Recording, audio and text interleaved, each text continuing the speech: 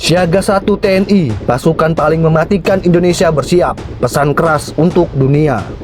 Situasi dunia sedang tidak baik-baik saja. Konflik yang memanas di Timur Tengah membuat banyak negara mulai menghitung ulang kekuatan militernya. Dan Indonesia tidak tinggal diam. Bahwa saya akan tetap setia dan menepati isi dan jiwa Sabta Marga. Panglima TNI Agus Subianto dilaporkan telah mengeluarkan perintah siaga tingkat 1. Ini bukan sekadar protokol biasa. Perintah ini berarti pasukan terbaik Indonesia harus siap bergerak kapan saja, dan yang disiagakan bukan pasukan biasa. Dalam struktur militer Indonesia ada sejumlah pasukan khusus yang dikenal memiliki kemampuan tempur ekstrim. Mereka dilatih untuk misi yang tidak bisa dilakukan prajurit biasa.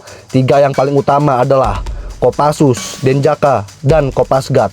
Pasukan ini sering disebut sebagai ujung tombak operasi paling rahasia militer Indonesia. Kopassus Baret Merah. Pasukan darat elit Indonesia adalah Komando Pasukan Khusus atau Kopassus. Mereka dikenal dengan julukan Baret Merah.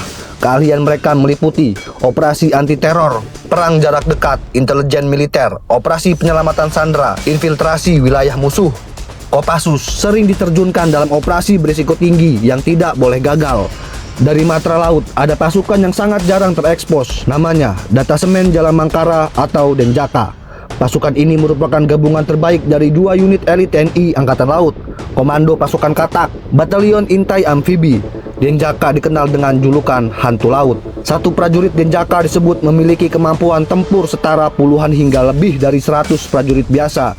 Mereka dilatih untuk sabotase pangkalan musuh, operasi rahasia laut, penanggulangan teror maritim, infiltrasi senyap.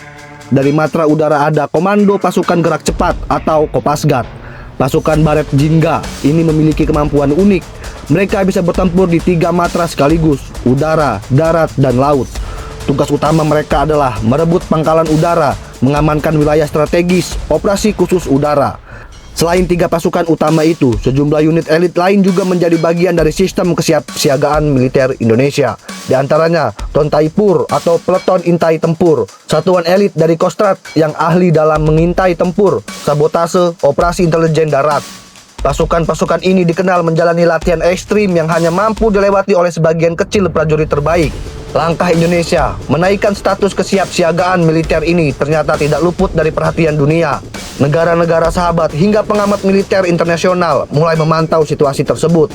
Namun sebagai besar menilai langkah ini sebagai tindakan antisipasi strategis, bukan agresi. Fokus utamanya adalah melindungi kepentingan nasional Indonesia. Salah satu alasan utama peningkatan kesiapsiagaan ini adalah untuk melindungi warga negara Indonesia di wilayah konflik. Jika situasi memburuk, TNI harus siap melakukan operasi evakuasi, pengamanan jalur keluar, perlindungan terhadap warga negara Indonesia. Langkah ini juga dipantau oleh berbagai kedutaan besar negara sahabat di kawasan konflik. Kenaikan status siaga 1 juga menjadi pesan penting bahwa Indonesia memiliki kekuatan militer yang siap bergerak kapan saja untuk melindungi rakyatnya. Dan ketika pasukan seperti Kopassus, Denjaka, Kopasgat sudah berada dalam status kesiapan siaga tinggi, artinya satu hal, Indonesia sedang memastikan bahwa kedaulatan dan keselamatan rakyatnya tidak bisa diganggu siapapun. Dunia mungkin sedang diliput ketegangan, namun satu hal yang pasti, Indonesia tidak sedang mencari konflik. Indonesia hanya memastikan bahwa jika ancaman datang, negara ini sudah siap. Dan ketika pasukan elit itu bergerak, dunia tahu bahwa Indonesia bukan negara yang bisa diremehkan.